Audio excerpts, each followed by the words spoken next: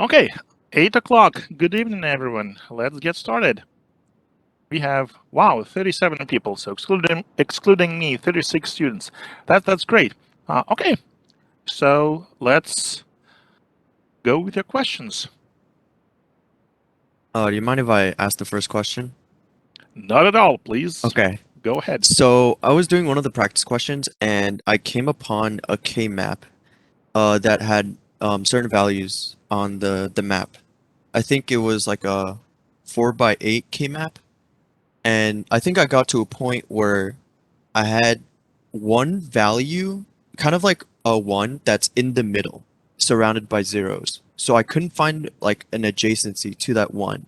So I was wondering like how would we actually attempt to like find a number adjacent to that one, like in the middle of a K map. Yep, it might happen that there is no adjacency, which just means that to cover that one, you need all variables. So the thing to note about K-maps is every time you are able to circle 2 ones, that means that you were able to eliminate one variable. If you're able to circle 4 things, that means you eliminated 2 variables. Okay? So every time you kind of double the number of ones you are able to circle, then it means that you eliminated one more variable. And sometimes you can't, right? Sometimes there's just one, and you cannot join it with anything. So you have to just code that one with all variables. Like if you have 5 in your K-map, then it means just all 5 variables. Is that making sense? Oh, so let's say like if it's at 1 1 and 0 1 0, uh with where like 1 1 is B1 B2 and then 0 1 0 is A2 A1 A0, then we would just have all of B1 B2 A2 or just A and also A1. It's a little hard to visualize the Okay. K-map that you're describing. Do you have it by any chance? Yeah, I think it's one of the test questions. Okay, and you are referring to the one that is in the solution, right? Oh yeah, I Okay. yeah. Okay, sure. So let me start sharing something, and then it's exam 4, and it was, I think it was this one, if I remember correctly. Oh, I think it's the second one. That one is Okay. Yeah, and speaking of the first and the second, right? So hopefully you notice that it might be a very powerful time saver if you decide, oh, instead of covering all ones, I just want to cover all zeros, which means I'm basically constructing a formula for an inverted formula, right? For an inverted function, and then it might you just need to remember that it was inverted, so you need to invert it again. So, but the inverted thing might be a lot easier to cover than the straight the formula that you were given, the function that you were given initially. Is that making sense? yeah. Okay, so Um but that was like a side note. So here uh, we have this pair of ones, this pair of ones, this pair of ones, then this pair of ones that wraps around, and then just this isolated one that we cannot find a pair, let alone for a group of 4, a group of 8. So when you're looking at this, so each circled part would be a term in your final formula, right? So you're going to have 1, 2, 3, 4, 5 terms. And 4 of those terms, they correspond to these groups of 2. So they will have only 4 variables, right? Because when we were able to group 2 ones, we basically eliminated 1 variable. And the 5th term, it doesn't have, it's just one. So it will have all 5 variables. What those variables would be, we just have to look at at where the cell where this 1 is located. So it would be, B1 and B0 would be 1, 1. So that means that B1, B0, and then not A2, A1, and not A0. Okay, because if the bit corresponding to this letter is 0, it means it's going to be inverted. So the term for this one would be B1, B0, not A2, A1, not A0. Okay, so if it doesn't have any adjacency, you just add on all the variables. Yeah, because exactly the kind of minimization thing, right? Why do K-maps help us minimize stuff? Is because visually we can see the groups which would allow us to eliminate a variable or multiple variables. Okay, so let's say we look at this purple thing that wraps around. Okay, so it's a group of two ones. They're just kind of separated by this boundary, but we can see that how it wraps around. So you can see here. Maybe I can make it a little bit larger, right? So it goes like to the side, and here it comes from the side. Okay, so what would be the term that corresponds to this purple thing? Well, first we know that it's going to be just 4 variables, right? Because it's a group of 2, and those variables would be, well, it's the same row, right? They only this group spans only one row, so it means it's going to be B1, B0, and then we look at this thing and this thing, and we see that A1 and A0 they do not change, and A2 changes. So it means that A2 is irrelevant. Whether A2 is 0 or 1, it doesn't matter, because in our group, it's still going to be 1, no matter what the value of A2 is, which means A2 goes away, and A1 and A0 for this group of two ones, it's always at 0, 0, which means A1 and A0 will be inverted in the term. So the term that corresponds to this purple group would be B1, B0, not A1, not A0. Is that making sense? Yeah. And we can actually double check with their solution. And solution would be here. Where is it? It's number 10. Oh, I have to scroll all the way down to solutions. Okay. And yeah, so we can see these terms. Okay. So this is for this case when we negated this. That's why you see we have to negate it back, because we were covering zeros. And here we have one term, second term, third, fourth, and fifth. All right, 5 terms, and one term is 4 variables. Another term is 4 variables, so that's 2. That's 3. That's 4. All right, where is number 5? 1, 2, 3, 4. 1, 2, 3, 4. 1, 2, 3, 4. 1, 2, 3, 4. 1, 2, 3, 4. Interesting. Let me double check then.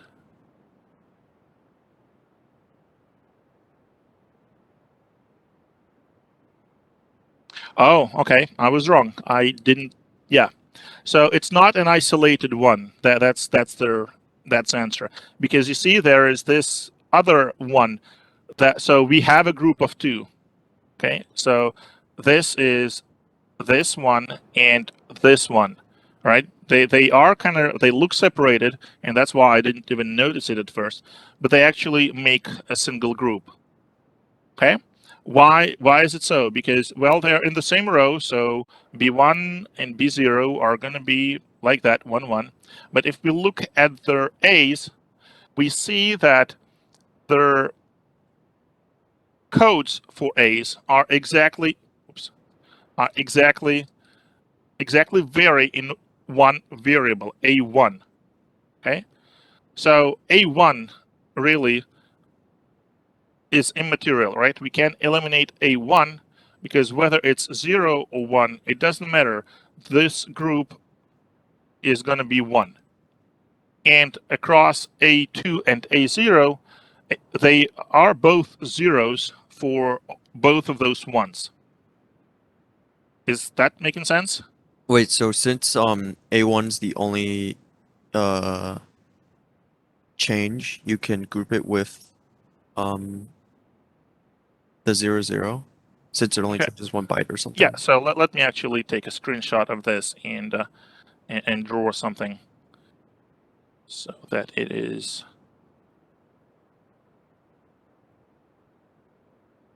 play more visible. Just bear with me and take a screenshot.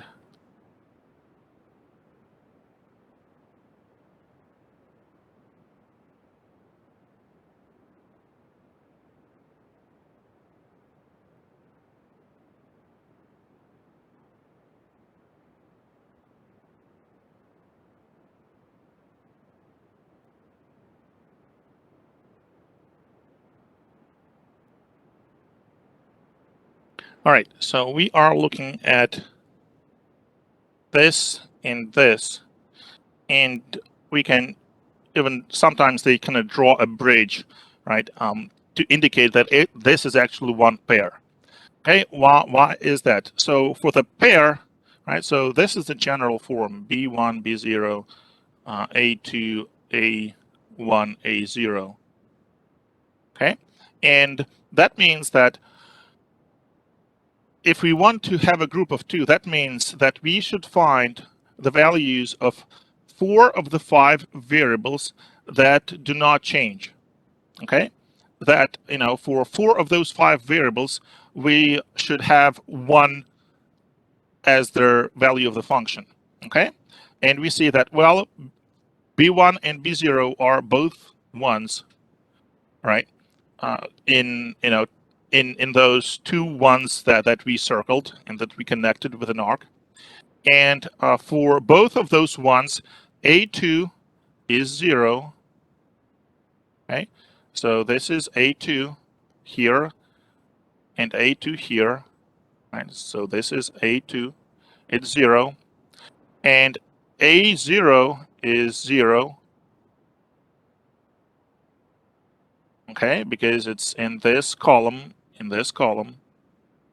So we put A0 here, and we see that A1, all right, doesn't matter. So, whether A1 is 1 or 0, it doesn't matter, because whether A1 is 1 or A1 is 0, we will still have 1, for the value of the function. So basically, these two ones correspond to, 2 combinations, 1 1 0 1 0 and 1 1 0 0 0.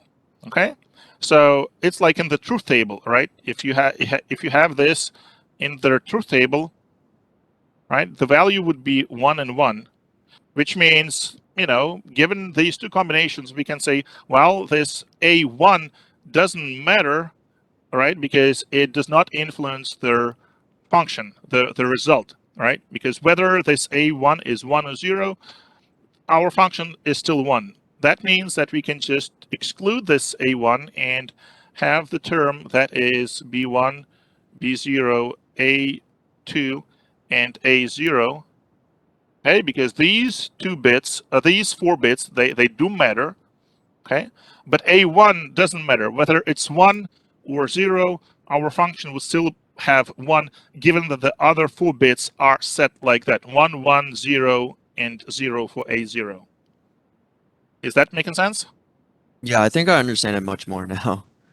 Yeah, so like that's why when looking for ones, you should be looking for and for 5 variables, of course, it's getting harder, right? Because you can have grouped values that don't look like they're grouped because they're actually separated, but the group is defined by the change in 1 bit, right? That's why, like, and let me choose a different color, maybe this, right? So this originally purple group, right, that I'm now drawing green, right? It's also kind of separated, but you see that it's the same story, right? We look at, it's the same row, so it's 1 and 1, but then we look at their A's and we see that, when we look at those ones, they differ in just one bit, and in this case, it is this bit, okay? And the other 2 bits are the same, which means that this green group is B1, B0, and so for A2 we can eliminate, right? Because it doesn't matter whether it's 0 or 1, we still have the ones in the function, and then we have A1 and A0, and they will be inverted because they are zeros. And going back, so let's finish with the formula that corresponds to the first. Come on. And to select a color. For some reason it no longer works. All right, well, I will use the same color then here. So for the first red group, we had these. So, okay, it got unstuck. Maybe, no. All right, so the formula would be B1, B0, and then A2 was 0, so it would be inverted, and then A0 would be inverted. So this is for this red group that we talked about first. Okay?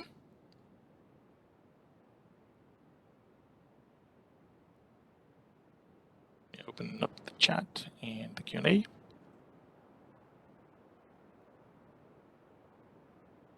All right, so that was that. And let me see what other questions we had.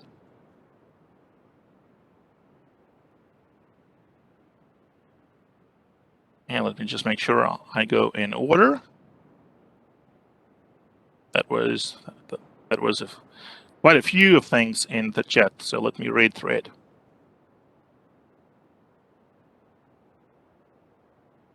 All right, go over global and frame pointers. Sure. So let me open up the Zybooks, actually. I think that would be the best graphics because it's the same as in the textbook. All right, so here, maps and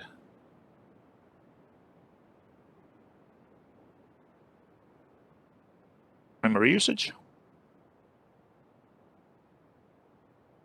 All right, so here is the memory map that we need to be aware of, okay? And so can I make a screenshot of it as well?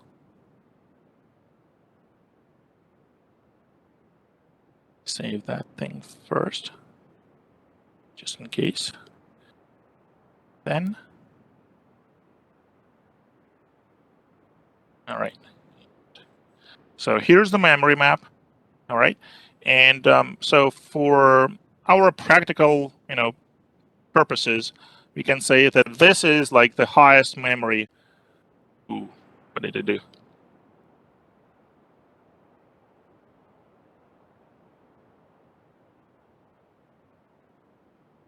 The highest memory address, so max.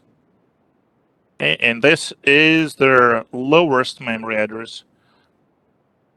So it would be in hexadecimal, right? It would be 8 zeros, okay? So our memory addresses go up or increase upwards.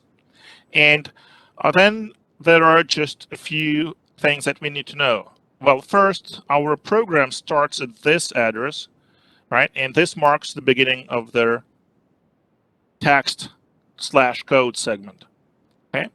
And then at this address, which is 1000 and then 4 zeros hex, this is their beginning of the data segment. And the data segment consists of static data and dynamic data, which we also know as heap, right? So dynamic data is the same as heap. And this area actually goes all the way up to this memory address. Okay. No, that's not this boundary. Sorry, it's this boundary. 1001 for zeros. And starting from this address, we have dynamic memory, which grows up, and starting from this max memory address, we have stack that grows down. Okay, so this is stack, this is heap. So now what about this static data segment, right? Which we can say is here between 1001 and all zeros and 1000 and all zeros. Okay, so we need to be able to index any location in this space. Okay, and therefore, and we know, so this kind of goes back to the fact that if we look at the displacement for our operations that have displacement, and let's go back to the reference card. All right, and our formats, here they are. Okay, so we see that for for our operations with an I format, an immediate format, and that would be things like load word and store word. Right, this immediate field is only 16 bits. And that limits, of course, there was a question actually on the pop quiz. I don't think we went over the solutions, but we can, of course. So these 16 bits determine the max amount of displacement that you can have in an I instruction. And I think we did some examples with GP and alignment. So if you look at some of their lecture exercises, well, not lecture exercises, lecture examples, and let me point you to there. 500, was it lecture 9? No, probably lecture 10. No, then it must be lecture 11. Yes. So that was the example that we went over. Okay, and we were playing with those offsets. Okay, 8004, 7FFF, and we saw that, well, 7FFF is the largest offset that actually fits this format of the instruction. Okay, if we have 8,000 or anything greater than 8,000, okay, it actually, we can still write this instruction, but it will no longer be a single LW instruction because we cannot represent 8,000 with the 16 bits that we only have in this immediate field. And then we have to kind of, the compiler, MIPS simulator, MIPS compiler would generate several, more than one instruction for us to do that. And, we can still do that, but we realize that it is costing us extra instructions. And this is exactly because of this limitation. So back to the question, like, what is the most efficient way to kind of access this whole area from 1000 4 zeros, yeah, it's 4 zeros, of course, to 1001 and 4 zeros? Well, it would be to have this divided into two pieces and then have some register that points here, right? And the middle, right, halfway through these two pieces would be exactly the address of 1008 and 4 zeros. Okay, so with that, we can actually go back to their pointers. I actually had a question about that because in both STEM and Mars, the data segment, so like if I do dot data, it starts at 1001 4 zeros, and then the heap starts at 1004 4 zeros. And it almost, like, I know, like, it's supposed to be sign extended to load word instruction, but okay, actually, yeah, maybe I just read the pseudo instructions wrong. But it seems like the data segment starts at like 1001 4 zeros in Mars and SPIM.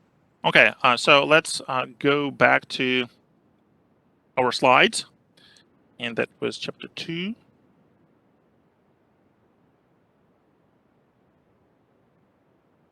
All right, and then I'm just gonna search for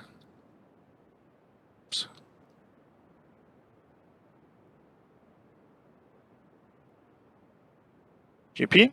All right, and is it so for the registers? Do we have a better? It's the usage. I want to picture it. I think we had the slide later on. Yeah, with memory layout. All right, so so this, halfway between, halfway in the data segment is exactly the GP, right? Which is 1,000 and 8,000. Okay, so that's the address. Usually you don't change GP, but you can use it to access other stuff in this segment, in this data segment. That's the main use of this GP. Okay. So SP is their stack pointer. You are all familiar with it, right? You change that if you want to put something, to push something to the stack or pop something off the stack. So this register you actively use, and then FP is the frame pointer, and it's right here, and it actually allows us to see where the stack frame for our procedure starts. Okay, so when the procedure is called, FP is the same as SP, and then as you move your SP down, as you can see in this, in this picture, right, you are using SPs, and if FP marks the beginning of your stack frame, the stack frame for this procedure. So the procedure is not supposed to change FP itself, and of course it can change SP, but then before the end it should return the SP to the value that it had in the beginning. That's the traditional standard use of stack.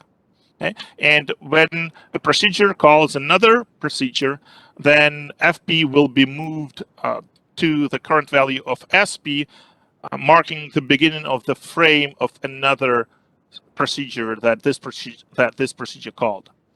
So let's now look at Mars or small Qt SPIM.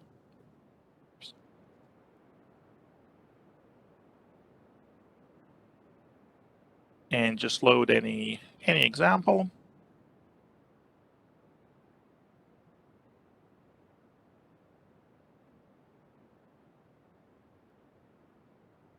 All right, and if we start executing it, all right, we see that the stack pointer is at this location. Okay, so slightly below the beginning of their,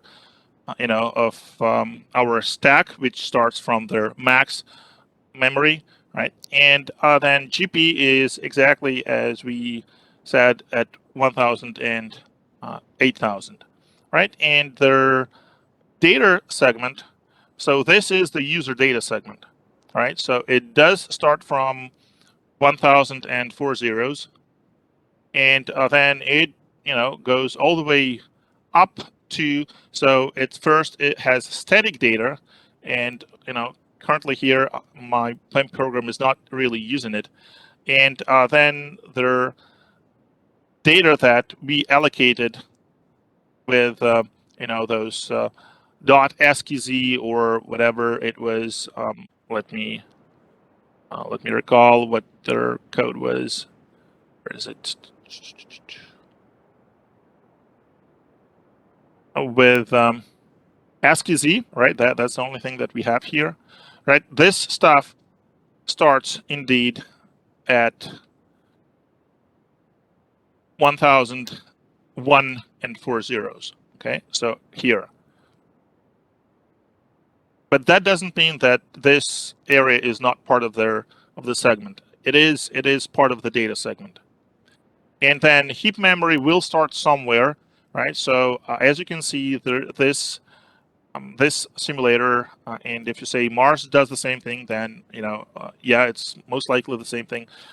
It goes all the way to almost 1004, and then heap memory would start at 1004.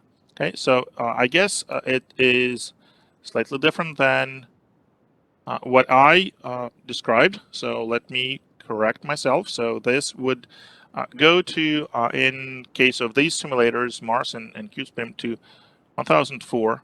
Okay, and then 1001 and all zeros would be somewhere here. Okay, and then still it is divided into sort of two halves that you can conveniently access with either positive or negative displacement or offset from their GP pointer. Okay, so the only correction was I have this address wrong, and so 1001 is somewhere below, and yep. But this is all data segment, right? This is all different parts of the data segment. And as you can see here, they even consider heap to be part of the data segment. It doesn't really matter how you treat it, right? It's data, if because dynamic data, you only gonna get the address from their syscall 9 from a call to the system procedure. You don't really have to worry too much where dynamic data starts. Okay, so as you saw, I wasn't even I didn't even remember that it starts at 1004. It actually may start at a different address in a different simulator. So it's not a constant of the architecture. It just it might be implementation dependent, depending on a particular processor. Okay, is that making sense? Yeah, the only thing that kind of still confused me was because if you look in like GP alignment.s, like the simulators have their data segment start at 1001 four zeros, but the offset of 0x8000 still works somehow. All right. So the data segment starts at 1000 and 4 zeros, right? Okay, can you see it here? So it even says data segment goes from 1000 4 zeros to 1004 4 zeros. Okay. Oh, Can, okay. Interesting. can you see it Okay. here? Yeah. Mhm. And then just the first, up to 1001 and 4 zeros. That's the part of the data segment that in the middle has this GP register, right? So GP is exactly, halfway between 1000 4 zeros and 1001 4 zeros. And that's why, you can conveniently use it so that you don't have to remember the whole address. You can just address any data, any address in that address space by using GP and an offset, and stay within the limitations of the immediate instruction so that you only have one instruction, so that the offset is within 16 bits. Okay? We good?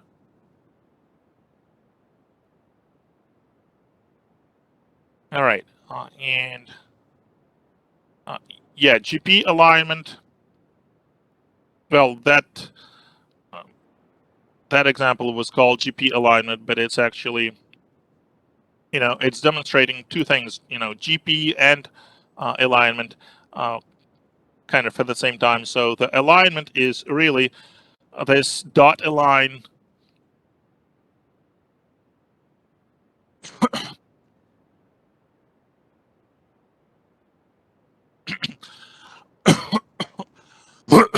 excuse me. So dot align directive, right? It's not an instruction. It's not something that appears in your compiled code. So just an assembler an assembler directive, and it says that we should use the alignment to 4 bytes. So this 2 is actually the exponent, so it's 2 to the second power.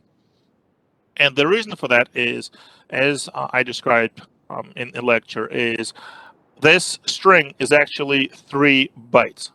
Okay, and it's 2 characters, so it's 3 bytes because there is also a 0 character. So if we look at their at our data segment, we see that there is 0 and X, and then there is another, and there is this 0, 0, which is our null terminator, right? A byte with a value of 0, right? So those are the 3 characters in our hex prefix ASCII Z string.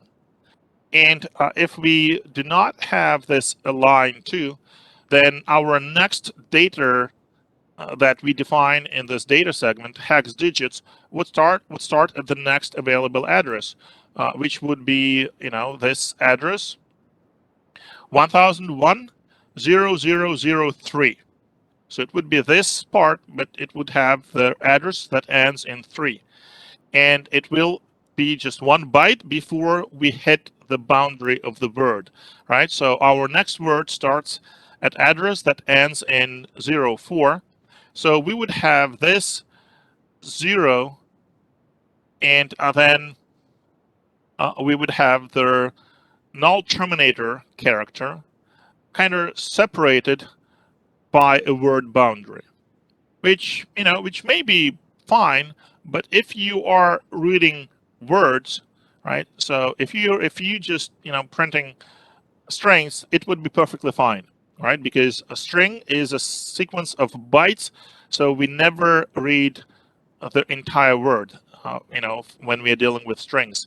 So if you think about, if you go back to the slides, there are special instructions LB, SB to deal with bytes, and it would be perfectly fine. But if we, for some reason, want to treat this value as a word, so we apply LW, the address from which we are reading the word, right? This address, hex digits, and hex digits, what the address of this is? Well, it's the address of the first element of this 0.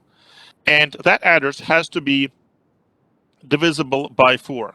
If we are reading the word, we only read from an address that ends in 4, 8, or 12, or 0, and we read 4 bytes. So if this address hex digits ends in like 3, which would be exactly the case if we comment out this dot align to, then when we attempt to read LW, it will fail because it would be reading across the word boundary. It would be reading from addresses 3, 4, 5, and 6, whereas where 3 belongs to the first word and 4, 5, and 6 are the first 3 bytes of their next word. And a load word cannot read across the word boundaries. It can only read whole words and only starting from the word boundary. That is addresses 0, 4, 8, 12. Okay? And then, all right, what topics could we expect to see on the exam? So I think I explained it in the submitting forum. So it's procedures, so everything related to procedures, and that includes topics like using stack, proper calling conventions, so when to save T's or not save T's, when to save S's, S registers, and or not to save S registers, all that kind of stuff. Making sure you deal with the return address register properly. RA, remember, if you are, if you're calling, if you have a chain of calls, you need to be saving RA before you are making the next call in the chain, because RA is a single register. It can only hold 1 return address. And if you need to, if you have more than 2, if you have more than 1 call in the chain, then when you make the second call, it will overwrite the value in RA. If you didn't save it, it's gone. There's no way to recover it, and that means you cannot return to the caller. And in most cases, that means that your program just gets stuck in an infinite loop. So saving RA properly, and then just making sure you know how to call procedures, including recursive procedures, which was an example that we went over the factorial. And then all the topics from chapter 3a, starting from Boolean algebra, all the laws, axioms, or postulates of Boolean algebra, applying those laws rules and so forth to simplify Boolean formulas algebraically, and then gates, logic gates, A and or XOR that we reviewed, and then into digital components, so decoders and multiplexers and all their variety of them, and how to synthesize them and how to build higher order components from lower order components, like building a 4 multiplexer from 2 multiplexers, or 4 decoder from 2 decoders, so all that. And then finally, sum of products, product of sums, and K-maps. That's the scope of their exam. In both Mars and SPIM, data starts at and the heap at, but GP is still yes. So, and we just looked at it. Okay. All right. And is data part of dynamic memory? No, it's part of their static memory, right? Because you statically allocate what is going to be in this segment. Okay, and we saw in our acute spam that indeed it's all below 1004 for zeros, right?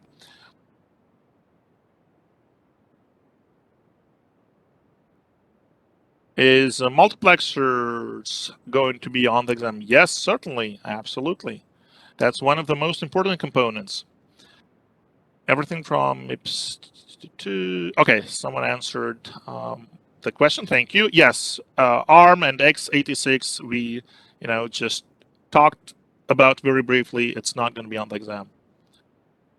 Also, it seems like Mars at least is little endian. Yeah, so they use, they probably just take the endianness from the system, and my system is little endian, so that's probably why. But I think QSPIM is the same way. So you just need to be aware of that. And yeah, we can kind of tell that by just looking at the values. We know that the ASCII code of character 0 is 30, and we see that it is in the ASCII representation. It's here on the left as it is in our code, right? We have 0x, and then the null terminator would be here, right? And it's not printable. That's why it is given by a dot here in the character representation. But in the code, we see that it's kind of reversed. It's 30 for 0 character, then it's 78 for X character, and then this 00 is their null byte, is the null terminator. So we see that it's kind of written backwards. So yes, QSPAM also appears to be to be treating this little endian, probably because, like I said, I'm on a little endian system. All right, so we can only deal with 2 adjacent numbers of ones for each pair instead of 3 of ones. So if I understand your question correctly, you mean how many ones in a group can you have? And the rule is you need to have a power of 2 ones. So 1, 2, 4, 8, and so forth. Okay, so the number of cells in the rectangle must be a power of 2. But you have to imagine that a rectangle might be, might be a little twisted. It might go across the boundaries, or it, as we saw in their example from their practice problems, it may actually be, just 2 isolated values connected by an arc. But you can imagine it's still a rectangle, right? Because their cells really differ in only 1 bit, because it's it's a gray code. So that rectangle can not really look like a rectangle in some cases, but we still call it a rectangle, right? And the important thing that we also mentioned is each time you circle twice as many ones, you eliminate 1 variable. So in their, imagine that we, like in this example, we have only one. So something like, and let me change it here. So imagine this is 0, 0, 0, like that. So if our K-map looks like that, what is the answer? Well, the answer is very simple. There's just this 1, 1. You cannot pair it with anything. And A and B are ones, so A, B, and then not C. So the answer would be A, times B times not C.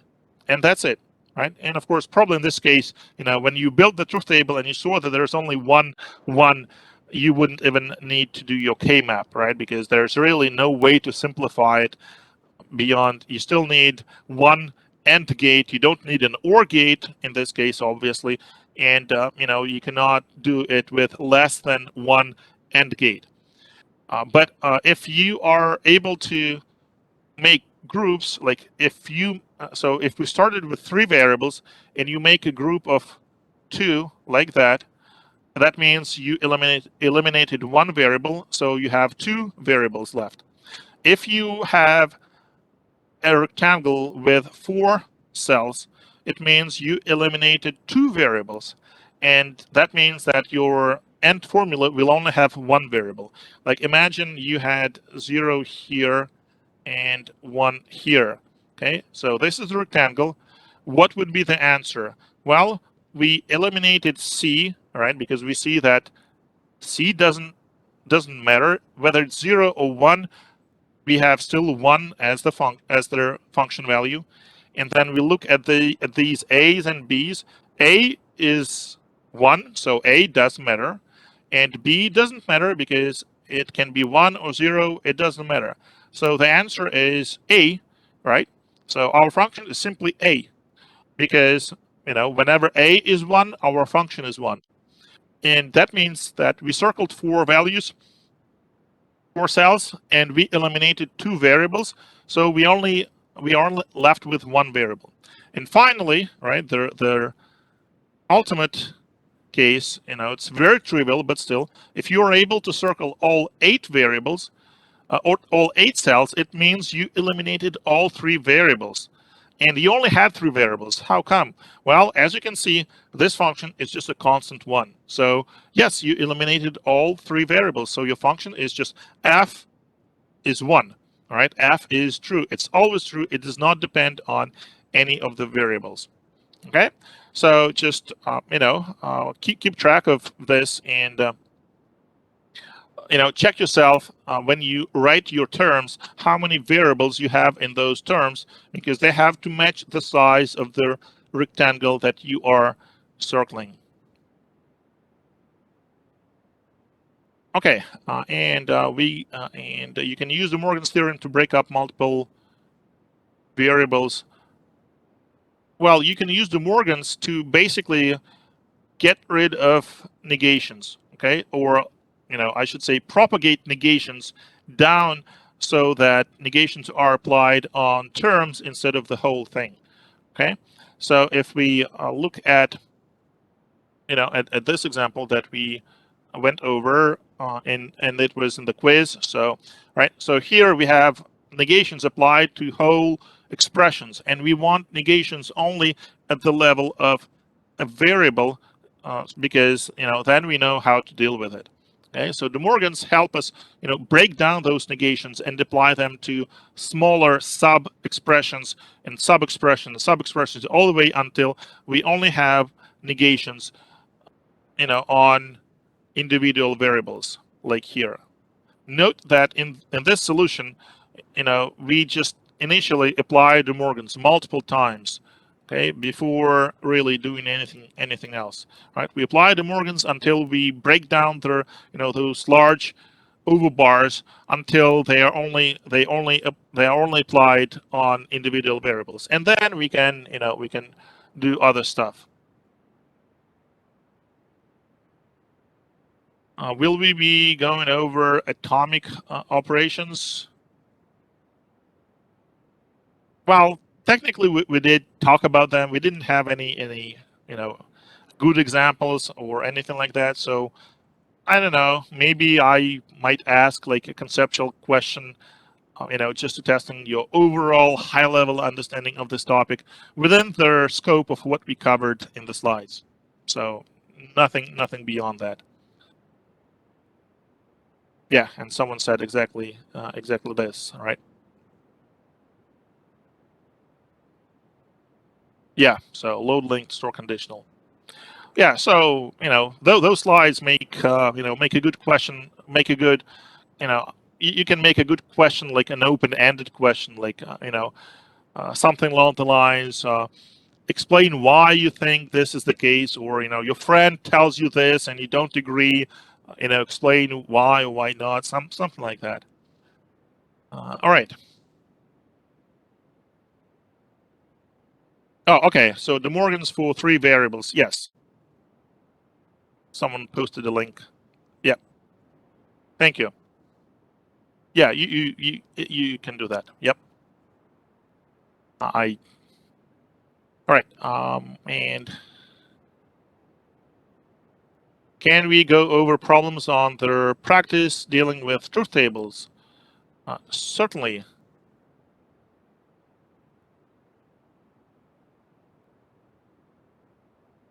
Where are practice problems?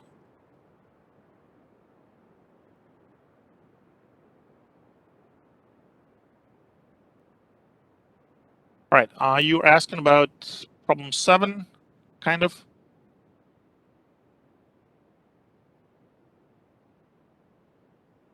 Okay. And let me open their practice problem. Work. Practice problems are in a text file. Right, so I'm back here.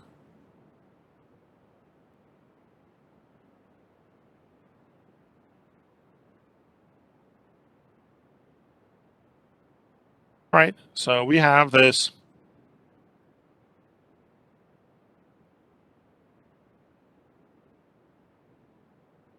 formula. And since it asks us to do an SOP, okay,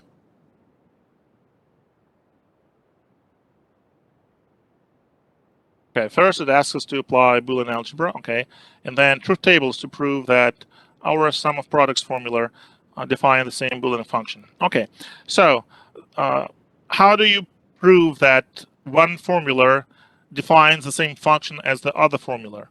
You build the truth table for both formulas, and if they agree on all the rows, they define the same function. So that's your proof. So first you have to build the truth table for this. And the way you do it, let me just do it here, right? So this is the formula. So you have to list all variables, A, B, and C. That all we have, right? And then, your function, however you want to call it.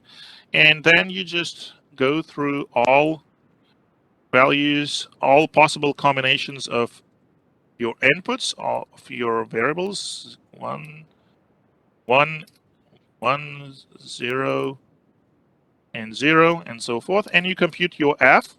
All right, so here the most important thing is to, kind of just be careful and double check yourself. All right, so and sometimes you can take shortcuts. So for example,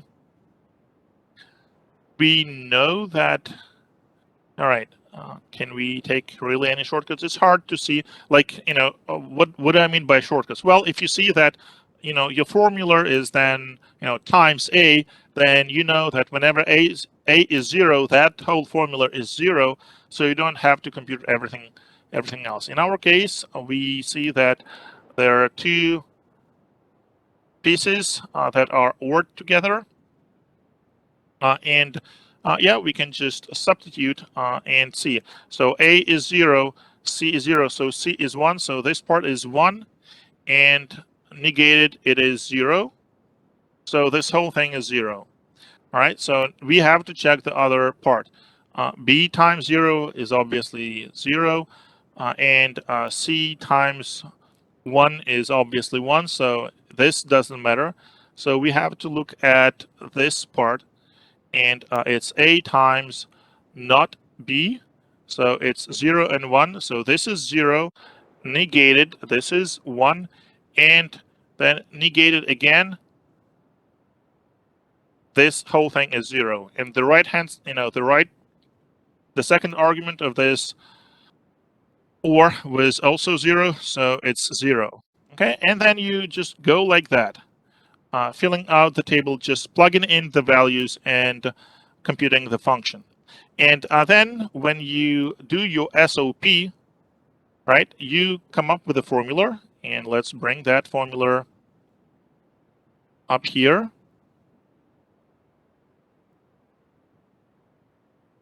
Okay, so this is the formula. Okay, and then you do the same thing for that second formula. So F1 is our original formula. F2 is our SOP formula that we got from their, by simplification. And then we just build the truth table for F1 and F2.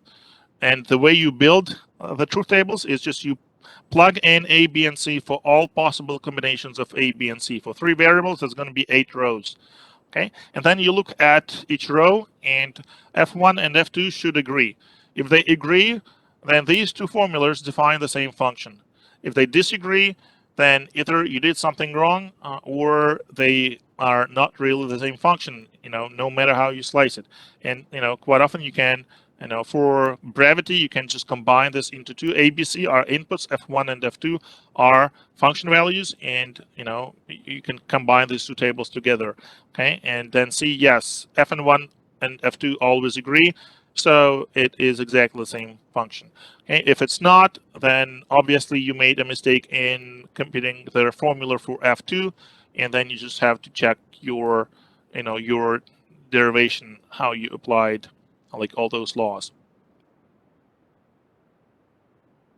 All right, let me go back to where I think I left with Professor. What's the green again? I think I lost that context. I no longer have that picture in front of me. We can go back to it later if you need. All right. And with the part of the function found by the blue circles being a file. All right. So let me go back. I still have that picture.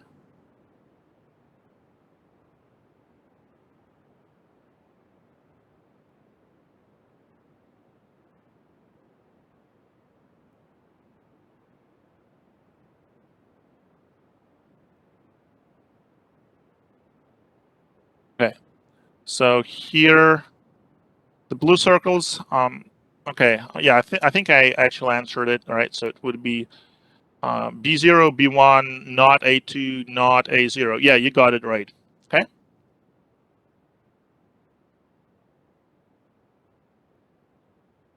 When would you use global pointers?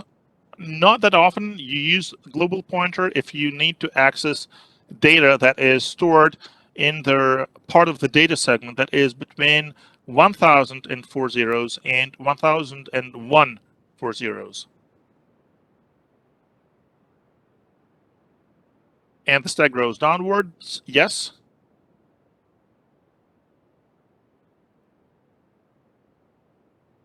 I don't have an example on using GP right now readily available to you. I can write one later tonight and post it. Okay, but please remind me. Well, I can make a note to do that.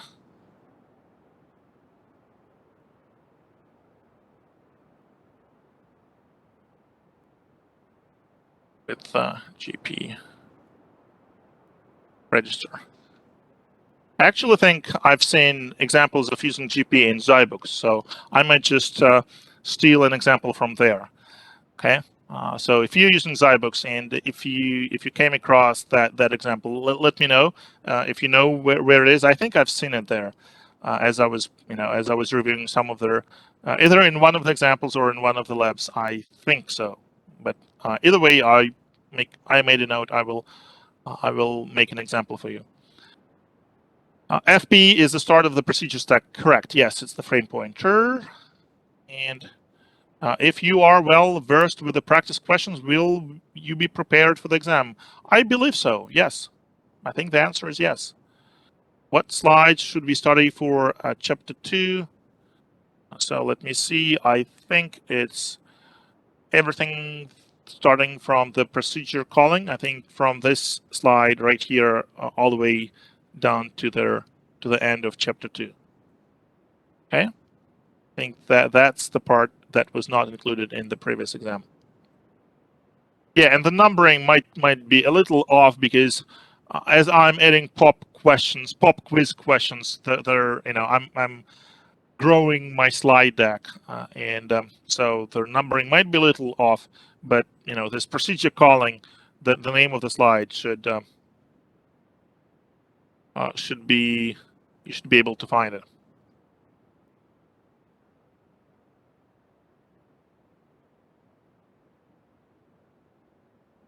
Okay, and before the AU stuff, I'm not sure I'm getting what is AU. Did you mean ALU? ALU, but it's chapter 3. So if that's what you meant, then yes, on this upcoming test, we are stopping here with K-maps. So K-maps are included, but ALU is not included. And yeah, I know some people say ALU, some people say ALU. I say ALU. You can decide what you want to call it. It doesn't really matter that much. Okay, and yeah, 8 to 10. Yeah, we still have another hour. Aren't you never supposed to save temp because they don't save through the call? Well, that's exactly the opposite.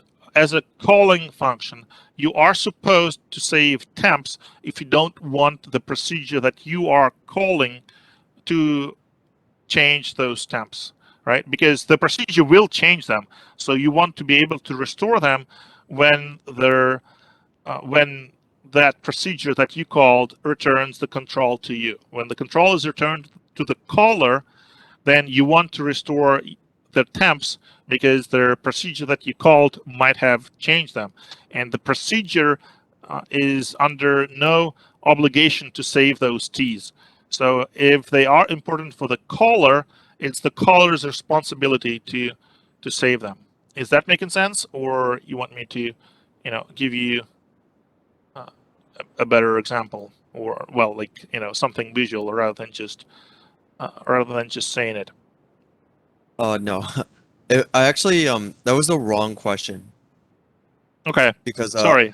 yeah, it makes sense for in that way, but I think I meant to ask like, do you save temps through like different calls? Let's say you call a leaf procedure. Do you have to save a temp not on the main, but on the leaf?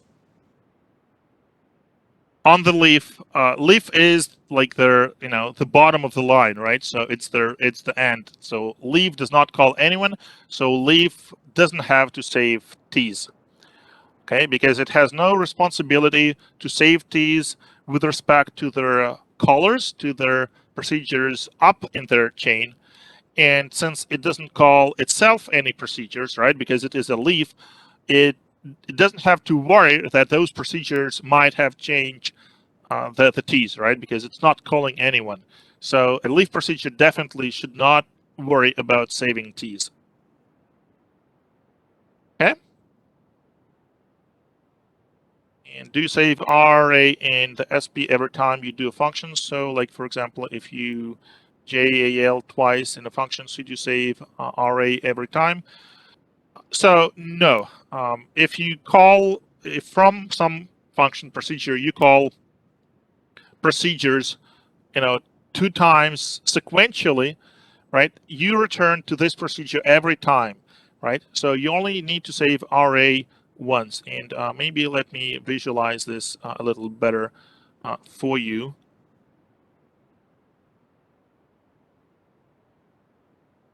New whiteboard.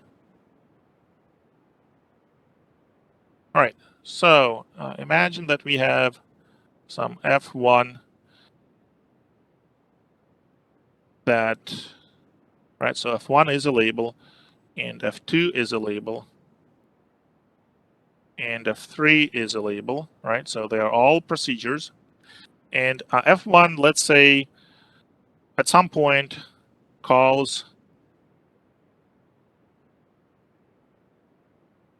F2, and then following your scenario, some point later, it calls F3. All right. So where and how do we need to store RA? So this is our RA.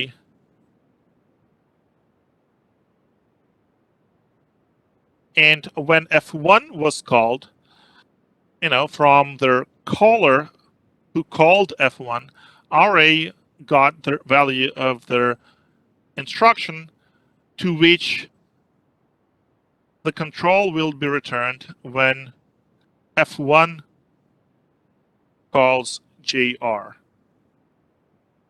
So when F1 calls JR with RA, this address should be the same as at this point, at the very beginning of F1, because this address would contain the address. Oops. Right, so it would be something like, right, if we look at our text segment, we see that addresses start with 0040 and then 4 zeros. So it is, oops, 0040 and then some address. I don't know, it doesn't.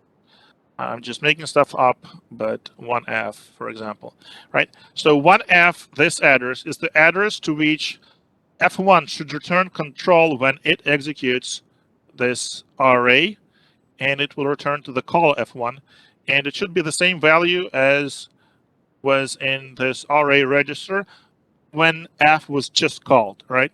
When the jump was made to F1, the value of RA would be automatically set to this because the F1 was called with a JAL, and by the definition of the JAL instruction, it puts the return address into RA. Right? So what happens when F1 calls JAL F2?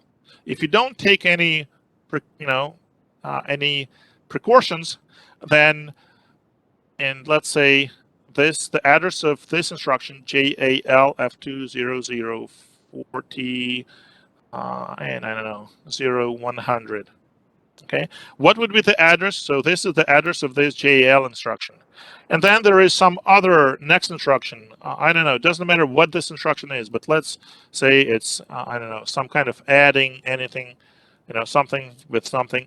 So what would be the address of this add instruction? It would be 00400104. That's the address of this instruction, right? That's their address in memory where their 32-bit word that encodes this instruction resides, right? We saw that every instruction in the real machine is represented not with those characters that we call mnemonics that only are necessary for a human to better understand machine code. In the real machine, they are represented by numbers. So this add RU whole thing is just this 32-bit number.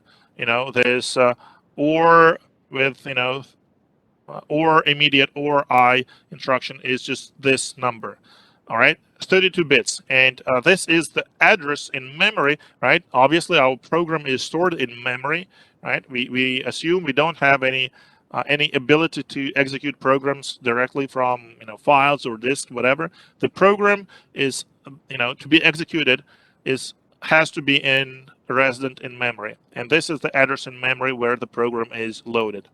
So when we return, right, when we make a call, the address of the instruction which would be executed next after we return is recorded in RA. So currently it's 1F, and that 1F is somewhere here, right, in the code that called F1, right, and that caused us to jump to F1, and that caused 1F to be stored in the RA register. So when we call F2, if we don't take any precautions, what happens?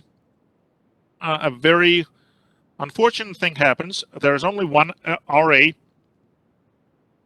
register. So when we call F2, the contents of the RA will be overwritten with the instruction to which F2 should return control after it is done, which would be 0040.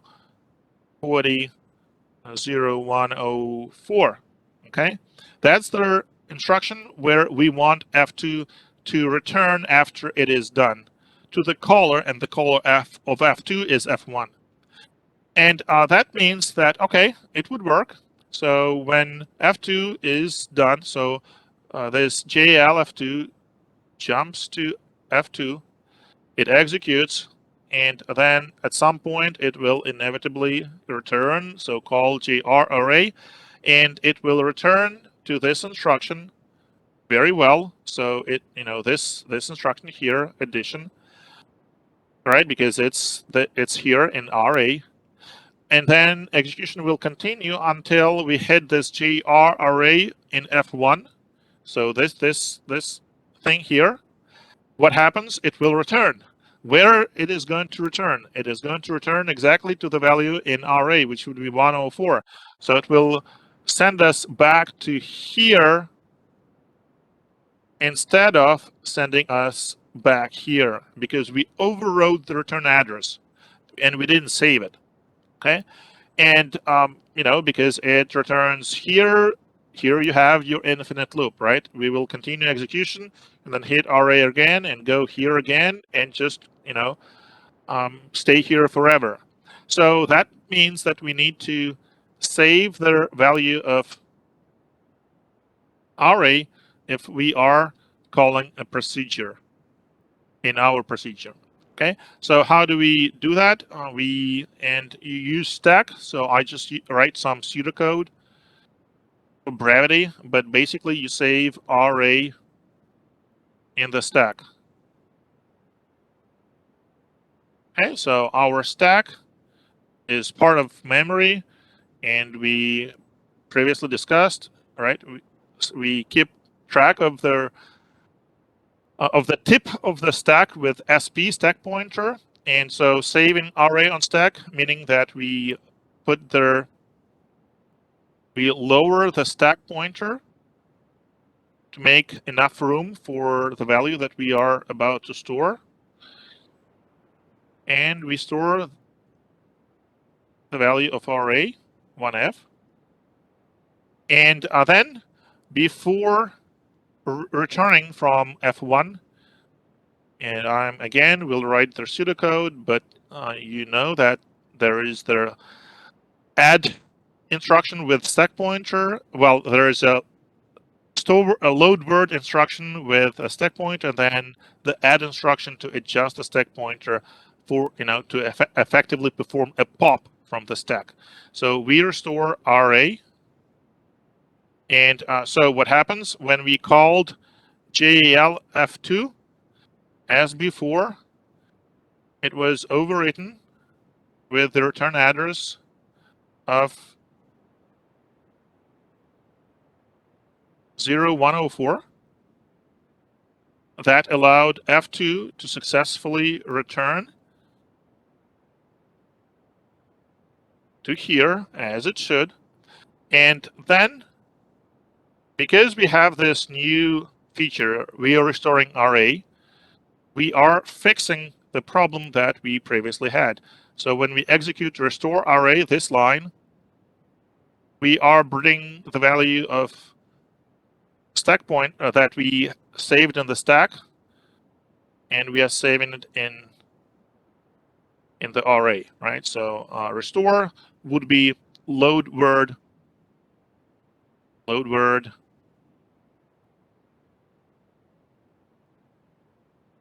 from 0 SP into RA, and then we would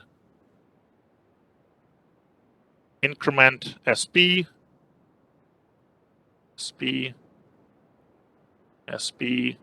4. All right, so that's how it happens with just if we call one procedure. If we call then another procedure, JL F3 here, we don't have to do anything special, right? Because we already saved this return address for F1 to return to its caller. So when we call F3, we will go here, right? And let's say the instruction next after F3. So, let's say there's another add instruction here immediately after F3, and its address is I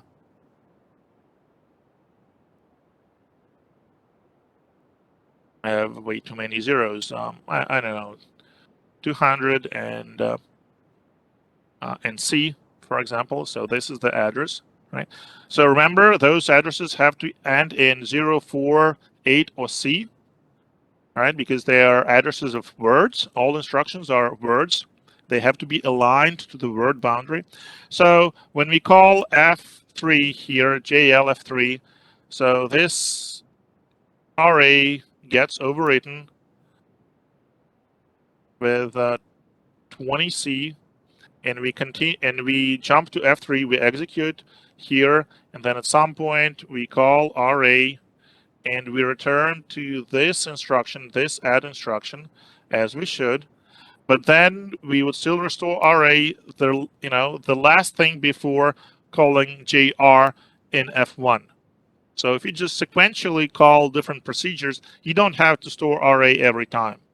Okay, but if you have a chain of calls where F1 calls F2, F2 calls F3, F3 calls F4, then of course you have to store the return address in every procedure, right? So F4 doesn't have to store the return address, right? Because F4 is a leaf, it doesn't call anyone, but F3 does have to, or it has to, F2 has to, F1 has to. Otherwise, they won't be, when they return. So F4 returning back to F3 would not be a problem, but F3 returning to F2 would not be possible if F3 didn't save the return address. And same here, it would be broken. This return path would be broken. This return path would be broken. Right. So hopefully I answered that question, and I think you can save temp registers, but the convention is to save as registers. Yes, so you do not save temp registers. You don't have to, and therefore, why waste instructions if you don't have to? So in a leaf procedure, don't worry about saving temp registers. In a non-leaf procedure, so let me give you another example. So imagine you have F1 that calls F2. F2 is a leaf. It has no more calls, it just then returns.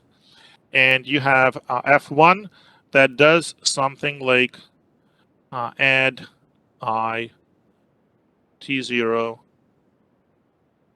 I don't know, T1, doesn't really matter, 10, and then JAL F2, and then add I, this is 0, this is 0, add I T2 from T0 and 5. Okay, so F2, by convention, is not obliged to save to registers. So don't do that. Don't write code that you don't have to write. So that means that F2 can totally do something like something like that. C0 55. Okay, F2 has every right to do that, and then of course you can see that it presents the problem for F1 because somehow F1 wrote to T0 and then it reads this T0 and maybe it doesn't realize that F2 might change to 0.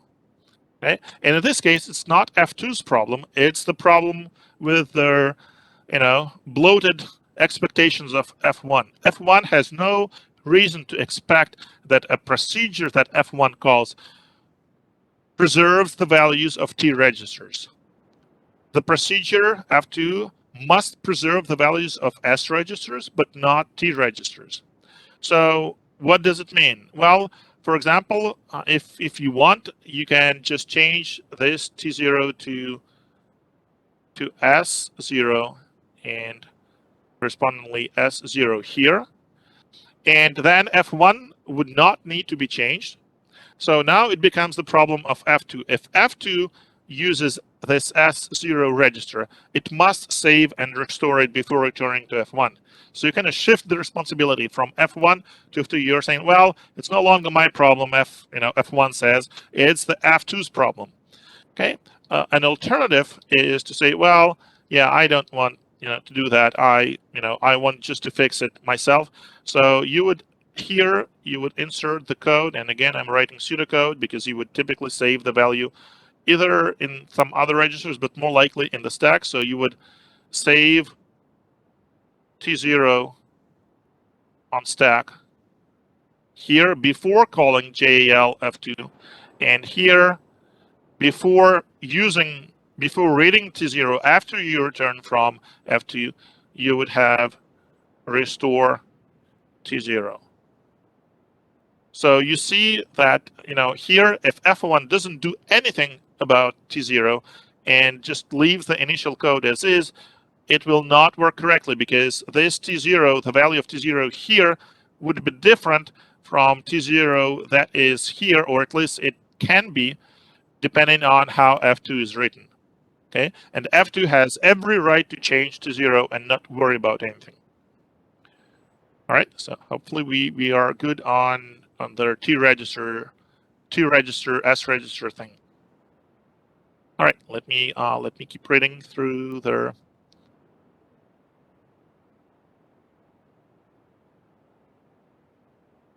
Okay, so yeah, Harshita, I think I answered your question that I'm reading here, but if not, let me know.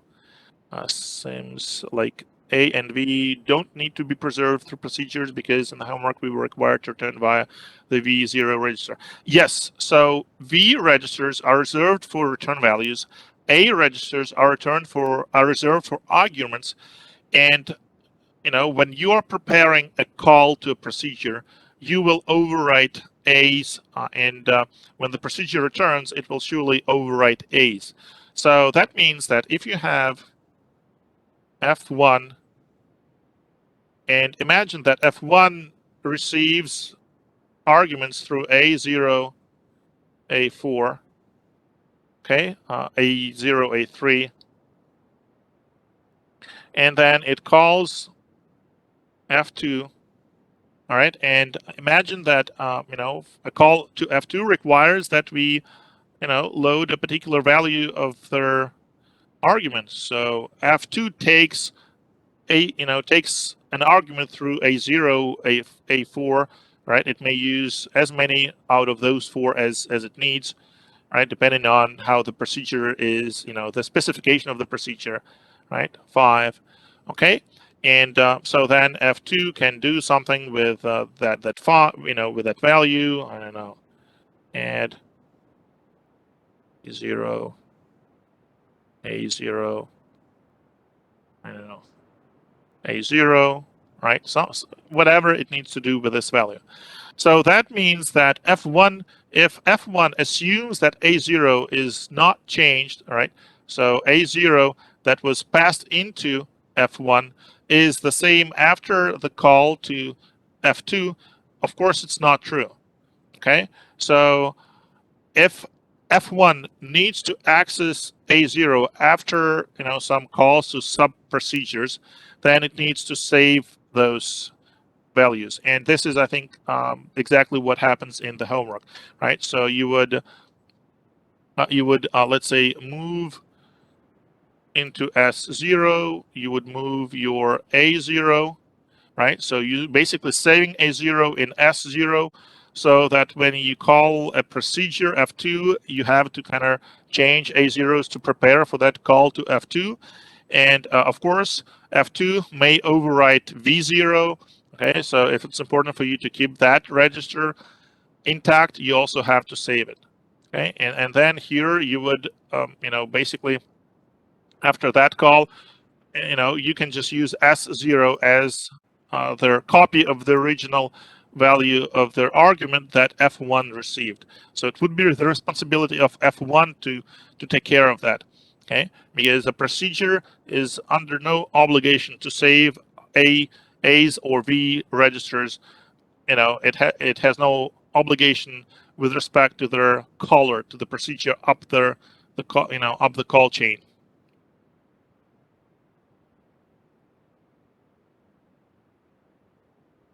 Yeah, so with GP and FP, don't worry too much about it. I promised you an example with GP. You typically do not change FP, right? You need to know what it is, but you don't really have to, you don't really have to use it. In more complicated cases, you might, all right, if you want to do some, some fancy stuff with stack. But, for the simple examples that we are going over, we just, we are just hopeful that you know how to use SP. So don't worry too much about GP and FP. There won't be any C on their exam. Yeah, I don't think so. Yeah, probably no C on this exam. Yeah, we might have more in the future, but we shall see. All right, K-maps, and for practice 10, how do we start to form the formula for G from their K-map? For practice problem 10, let me circle back to problem 10. Oh, that's this interesting problem. All right, so you might be given a textual description of the problem of their function, and then first thing you would need to do is to build their truth table, right? So you just need to read the description and basically translate it into the truth table. So first, you need to determine what inputs you're going to have. So in this case, there are 5 inputs, 2 B's and 3 A's. So that means how many rows we are going to have in the truth table.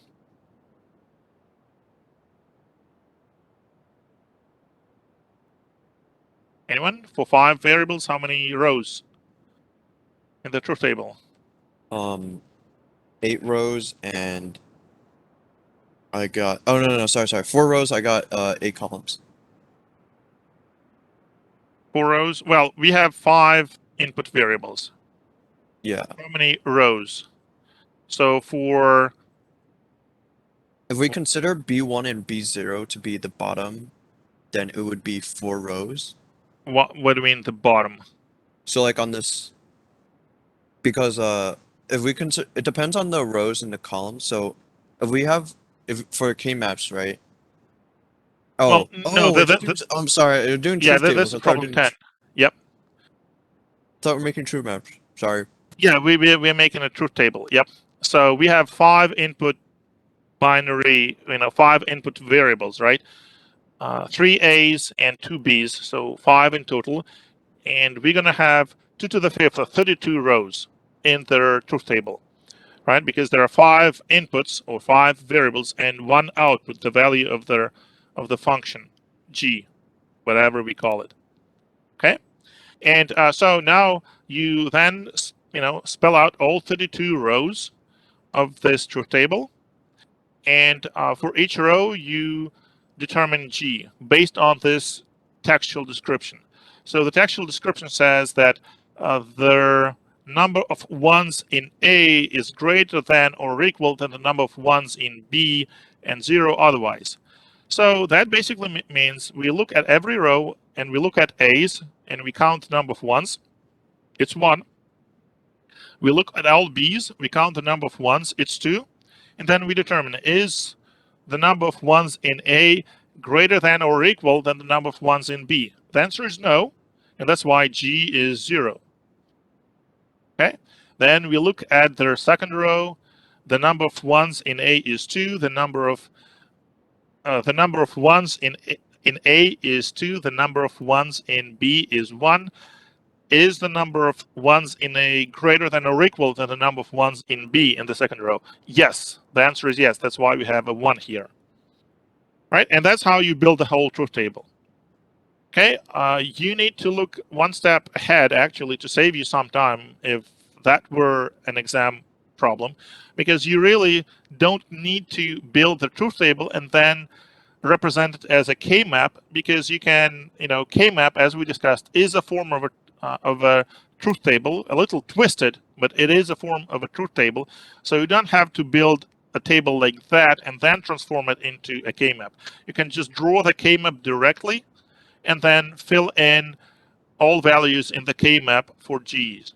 Okay, so that's basically like, and here I tell you that showing the truth table, in this form was not required, right? You would save some time if you didn't. Okay, but you could actually, do that if you wanted. And so then when we go back to the K-map, go back to K-map.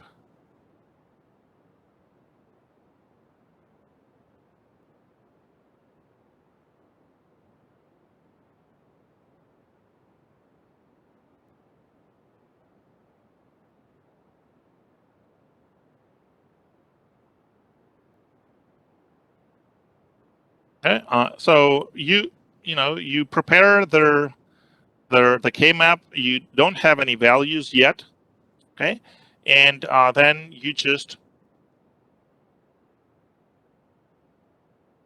go by your truth table, okay, and you put their values depending on whether A's have more or the same number of ones than B's. Right. So, for example, you have, this cell here. Okay. You have how many ones in A's? 0. You have how many ones in B's? 0. Is the first value greater or equal than the second one? Yes, it's equal. That's why you put a 1 here. Okay, then you move on. You move on to the next cell, and you can, how many ones in A1, how many ones in 0, in how many ones in B's? 0. So 1 is greater or equal than 0 or not? Yes, it is. And actually, you can see that for when B's are all zeros, you cannot have less ones in A's than in B's, which means this first entire row is going to be 1, right? Just from the definition of the function, right? The function is the number of ones in A is greater or equal than the number of ones in B. So for the second row, the number of ones in B's is 1.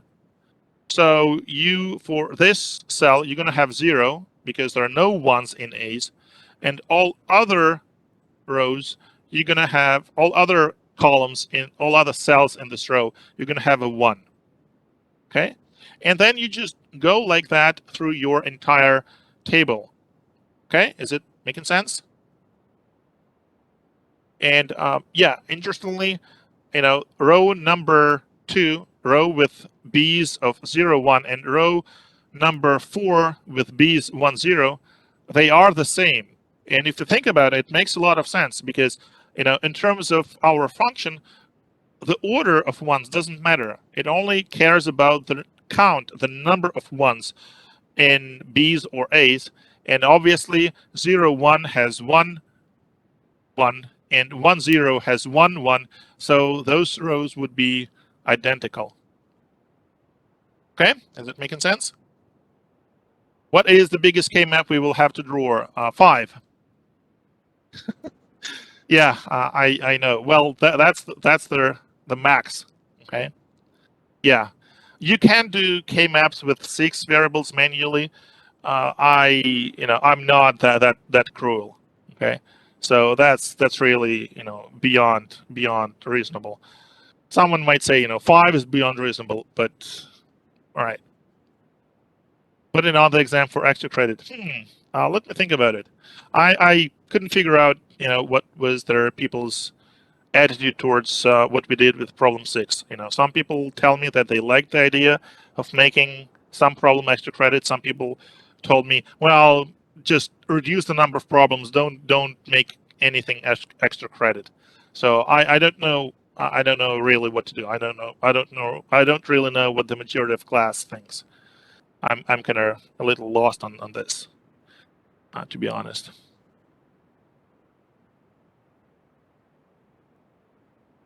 All right. So yeah, I will read through the chat, and yeah, this is one of the decisions I will have to make tonight. All right, let me go back to I think where I left off to make sure that hopefully I don't miss any of the questions. All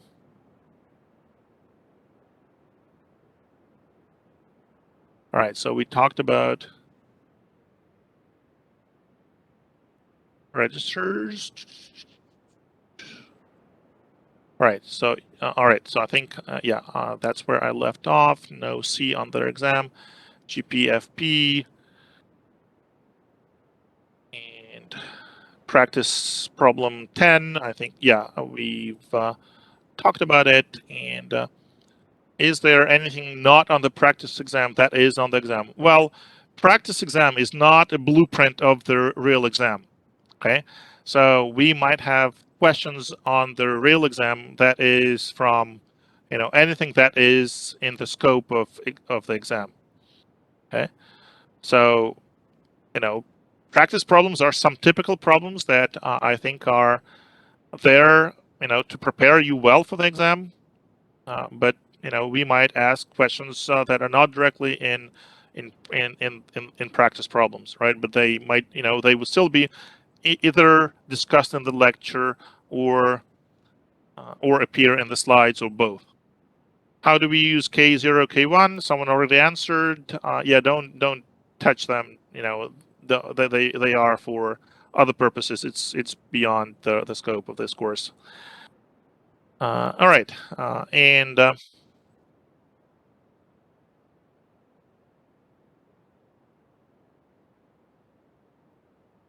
is the argument for dynamic membrane MIPS 4 times the number of elements? The argument is the number of bytes. So you have to compute the number of bytes yourself. Okay.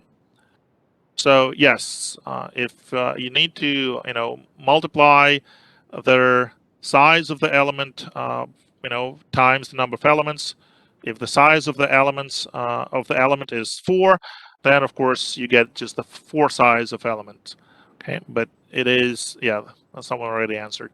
As breaks, syscall takes byte size. Yep, and the return value, which is in V0, is the address of the allocated space. Thank you to those who answered that question. So the allocation is always a multiple of 4. No, you can request as many bytes as you want, with 1 byte precision. But if you're saving ints, int is a 32-bit value. Yes, you need to allocate in the multiples of 4.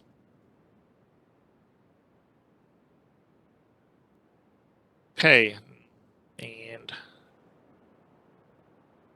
Mars is simulated MIPS environment. Yes, so is QtSpim. Yeah. So I wish we could have labs with real, with real processors that you could actually, do this on real hardware. But if I do that, they would probably move me to their computer systems engineering department from CS, because that, I guess most of CS students would would hate going so much deeper into the hardware. But so yeah, in any case, we're not doing it in this course. Why do you get worried? All right, so this is CPU.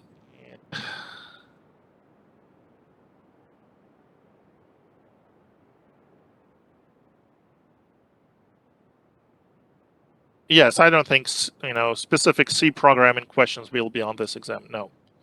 Will the recording be posted? Yeah, I will share it. I don't know if we call it posting, but yeah, I will share the link.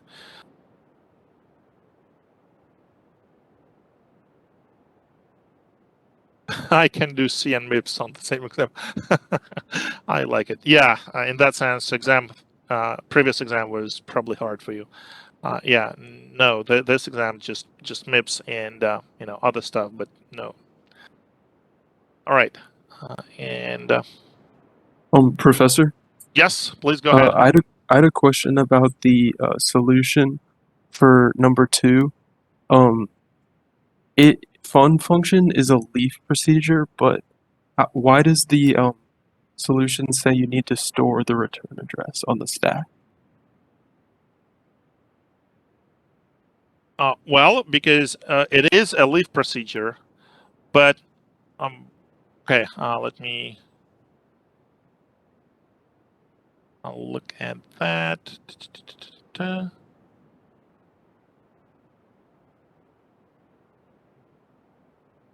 Yeah, actually, let me read the solution.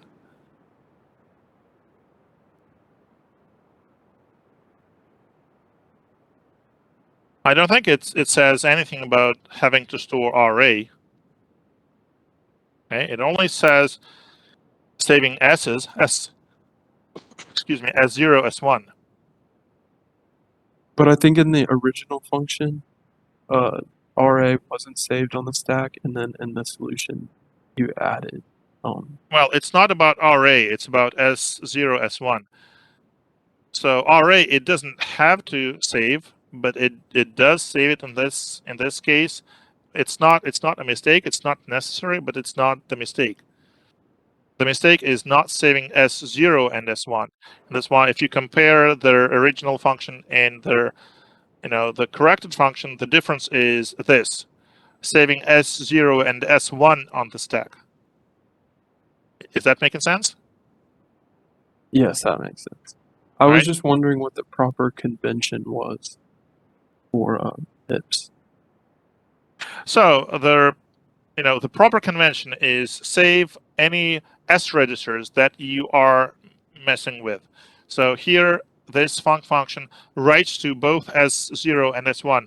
That's why it has to save S0 and S1 that it got from its caller, and then before returning to the caller, it has to restore the values so that the caller of fun function doesn't notice that f fun function was making funny stuff with S0, S1. Okay, so the caller of fun function should be under the impression that no one ever touched S0, S1. So I like this analogy. Like you borrow your parents' car, to go to a party, and you don't want them to know. So you have to make sure that you put enough gas after you are done. You put enough gas in the tank so that your parents didn't notice that you took their car. Okay, and of course, if you scratch the bumper, they would know. So you definitely don't want that. You want them to have an impression that no one ever touched their car. Okay, it's exactly the same with function. It messes around with S0 and S1, and it doesn't want its parent to know that it did. That's why it restores the values of S0 and S1, and this is a convention. So this is something that you have to follow. Storing RA is not required here because function is a lift procedure, but it might be a good idea because you might later on add additional functionality to this function, and for example, you might want it to as you are updating your code, you might add code to function that does call another procedure. And in this case, it would be important that when you add that code, you don't forget to store RA in function because it will no longer be a leaf. So, as far as writing, more robust code or code that can survive future updates easier, it's kind of a defensive programming approach, right? Save RA anyway, even if you don't need it. Save it for now because it doesn't hurt. You pay only 2 instructions overall, here and here, and you make your code a lot more bulletproof for future modifications. Okay, so it wouldn't be a mistake to not save RA. It wouldn't be a mistake to save RA. So this question is not really about saving RA. It is about saving S's, which was not done in the original question, in the original implementation of function that was presented. Does that make any kind of sense? Yes, thank you. Welcome. All right. And I'm just going through. Yeah, K-maps. I think we talked about that. having a poll after exams for which problem was the hardest, and then making that one extra credit could work. Okay, that's yeah, that was the kind of idea I had in mind. So you know, I don't really want to declare which problem is going to be an extra credit one in advance, because then, you know, from my practice, you know, students who are not very confident would just not even try that problem. And I think it's a shame, because, you know, quite often even a person who is not confident, they can do a very good job on that problem. Maybe they're just afraid, and they just, you know, need to look at that, you know, start writing that problem to realize, oh, it's not as bad as I thought it is. Okay, so that's why I kind of fancy the option of you know, letting students vote for the hardest problem, and then making that extra credit. But like I said, I've heard voices of students who said, well, just make one, you know, just make the test one problem shorter, and do not mess with extra credit. Instead of, you know, having more problems, one of which would later be an extra credit, just make the exam shorter, that one, you know, by one problem, period. So I don't really know what to say. You know, please feel free to you know, to express how you feel in the chat, and I will read it carefully after we are done. We still have about 15 minutes as I'm uh, reading through their chat. But like, if you have a question that I haven't answered, you know, please go ahead, just unmute yourself and go ahead.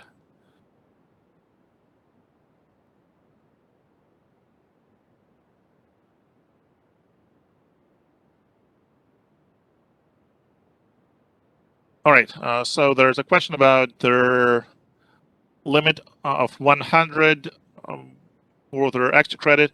As far as I'm aware, there is no cap on submitting, so you can go over 100 and submit it would honor it.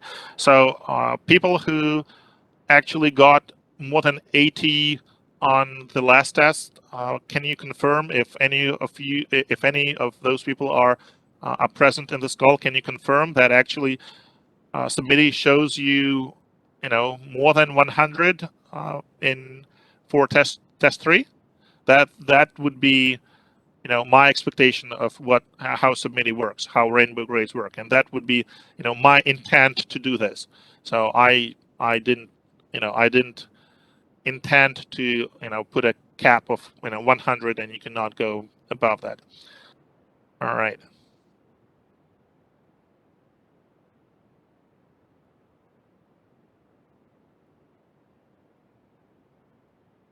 Yeah, answer one of two questions. That is a little problematic from this. You know, technically it would be fine by me, but it's a little problematic on submittee, because then how do we tell submittee which of the two questions you decided to answer, right? So that's not something that can be. I don't think I can think of a way to do that easily on submittee. Okay. Um, because, you know, there will be two different questions, so two different rubrics. So that would be problematic to grade it and convince submittee to choose one of the two. I don't think it supports it. So in that sense, you know, nominating one problem as an extra credit is virtually zero work on submittee. So it's very easy, you know, for us to implement it. I have a question for circuits. Sure. Yeah, please go ahead. So, I've been reading the slides and kind of looking at circuit diagrams for multiplexers, and in some diagrams it would include like uh the entire logic design of a multiplexer, like it has all the inputs and I think the AND and OR gates. If we are making a multiplexer on the exam, do we have to include the logic design of the multiplexer, or can we just write like a square or rectangle and just say like multiplexer? Well, it depends. It depends on the question. If we ask you a question like implement a 2 multiplexer, obviously you have to show what's inside the box, right? You cannot just say, oh, this box is the multiplexer that you asked, and it's just a black box. I'm not going to tell you what's inside that black box, right? That wouldn't be an implementation of a multiplexer, right? If we ask you to a question like, please implement a 4-multiplexer using two multiplexers, or three multiplexers, or we would just say implement a 4-multiplexer using any number of 2 multiplexers, but no other gates. Then of course you can use their parts that we tell you to use, like a 2-multiplexer as a black box, and then just combine them, wire them up, decide their how many of those 2 multiplexers you need, and wire them up so that the circuit that you design implements a 4-multiplexer. So, like, hypothetically saying, we had a question where we had to make a circuit, and one of the instances is you can use a two multiplexer. You don't have to write out the whole logic design of the multiplexer. You can just use the. Correct. So, like, for example, if we let's imagine that we just ask you, please implement a 4-multiplexer, period. Okay. So what you could do is you could just do the truth table, and then POS or SOP, and then do the entire design with the gates and not. That would be a valid solution. Or you could come up with exactly this, right? That this slide here, right? So you could use a 2 decoder and just 4 AND gates and 1 OR gate. Okay. If the problem doesn't say how to implement something, you are free to use any components that we discussed, and that can be a black box. Okay, so a 2 decoder here, you just draw it as a black box, you wire it up with everything else, and you're done. It's valid. Okay, but if we ask you to to implement a 2 decoder, and you just write this single box and label it 2 decoder, you didn't really implement it. Okay, is that kind of making sense? Yeah. Okay, cool. Thank you. Yeah, so in this case, if we're making the full multiplexer, we can just use 2 decoder. We don't have to like use the inner design or inner logic of the decoder.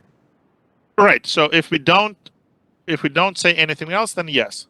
So for example, we might tell you, like in the example I gave before, implement a 4-multiplexer using just 2 decoders and no gates, for example. Okay, so regardless of whether this is possible or not, but something like that, then of course you would be limited to using just 2 decoders. But you don't have to show their to design a 2 decoder, right? You can just use it as a brick, as an existing component, as a black box, as you are designing your 4-multiplexer.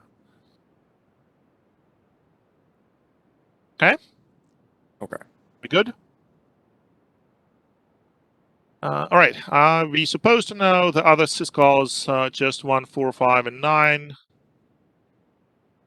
Yeah, I don't think so. Print int, print string, read int. What else? So my advice would be to kind of print this table anyways, just in case, so that you don't have to memorize anything. It is this, right? So this table here, well, not this table. This table here, right? So the ones that you are likely going to need is syscall 1 and float and double. It is coming up, but not on this test, so you will need them in the future. Print string 4, read int 5, and yeah, maybe read string syscall 8, and syscall 9 as break malloc. Those are the ones. The easy thing is just print this whole thing, this whole table, and then you don't have to memorize anything. Yeah, someone already suggested. Yeah, I think that would be a good idea. All right.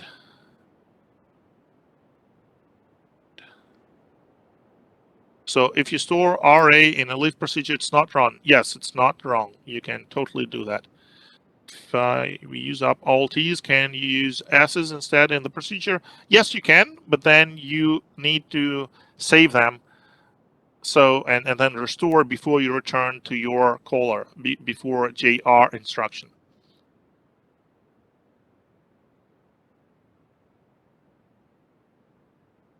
All right, discussions on extra credit. Wait, we have a guaranteed extra credit problem this test? Not getting this. Really? Why? Which problem is guaranteed extra credit?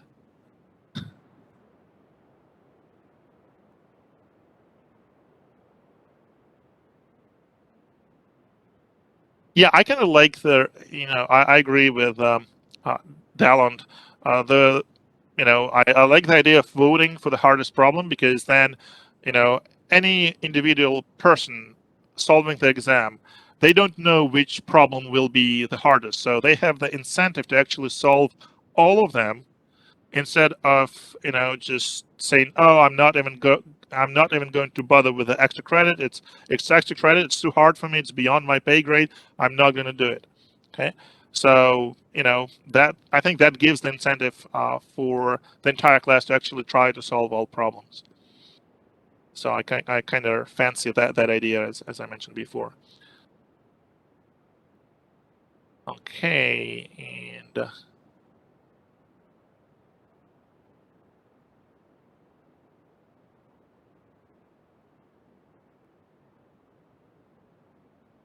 if you can go past 100 using extra credit, wouldn't that negate the purpose of making the last question extra credit? I mean, I thought going above 100 would be a good thing for students. Might be not getting what you really mean. Maybe I just lost the context. All right, so more extra credit discussions. I will read it further, and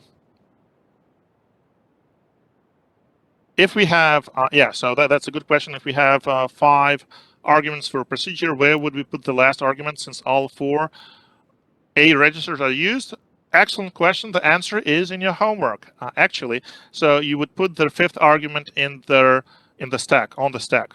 Okay, and there is an example that I don't think we had time to go over it, but it is in lecture examples. Let me find it for you. So please review that example. This is exactly what you are asking, and it is to it's called Lothar args.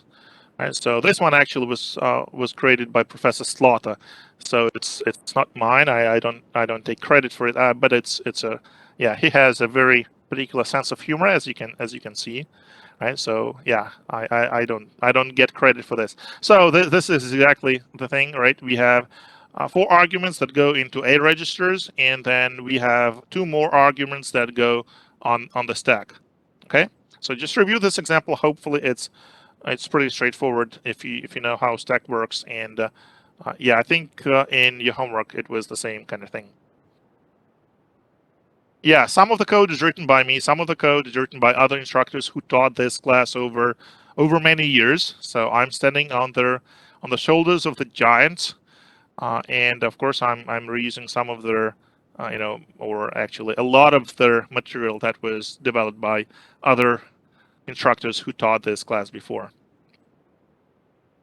So if we use up alt T's, can we use S instead in the procedure? I think I answered this. Yes, you can, but then you would have to make sure that you save those registers.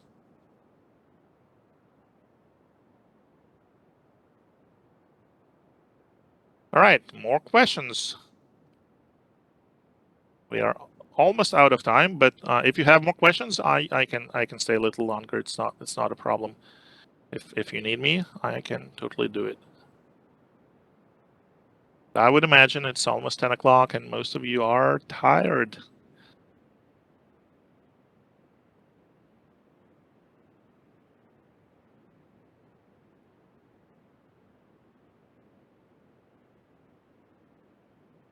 All right, is that it? Wow, we still have quite a few people in the call. 39 students.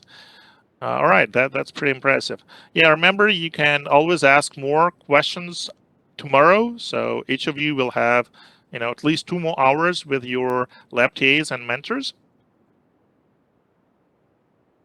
to ask any additional questions. And of course, we will try to answer for them, but tomorrow is a very busy day. I still have to, finish the exam and make sure it gets printed and make sure that all seating assignments are generated. So I can promise, that I would answer any questions on Submiti Forum quickly tomorrow, but we have TAs and mentors, and actually quite a few students are answering forum posts very well. So thank you to all those who do. And yeah, so I guess 2,200 hours, we are done. Thank you, folks. Hopefully it was at least somewhat useful. Good luck on the exam tomorrow. Don't be concerned. Don't be scared. It's gonna be good. I think test 3 looked very bad. Looked terrible, but it turned out I think pretty decent for many of you. All right, so we are committed to not at least not adding to your fall depression. All right, so hopefully Comporg, yes, it's a hard class, but hopefully it's still somewhat pleasant. Okay, all right, thank you so much, folks. Take care. Have a good night.